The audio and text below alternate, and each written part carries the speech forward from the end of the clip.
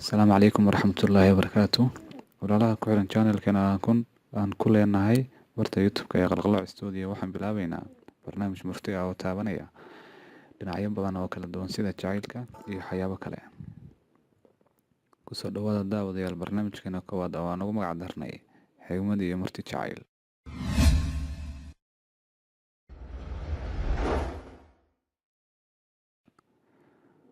Boqolaal waji oo qurux badan waxa ka fiican hal waji oo daacad ah. Ka shalaynin inaad qof jeclaatid qofkaasna uu meel cidla ah kaaga tagay, ileen qofkaas wuxuu ku siiyey jaanis aad ku raadsato qof adig kuu qalma. Ka shalaynin haddii aad qof daacad u noqotay, xitaa haddii uusan u qalmin in daacad loo noqdo qofkaas. Dadka qaar waxay moodaan doqonnimo inay kaa tahay daacadnimada.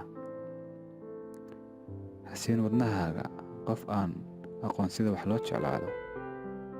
Raaligelintu waa sifo dhif ah oo laga helo kuwa daacadda ah.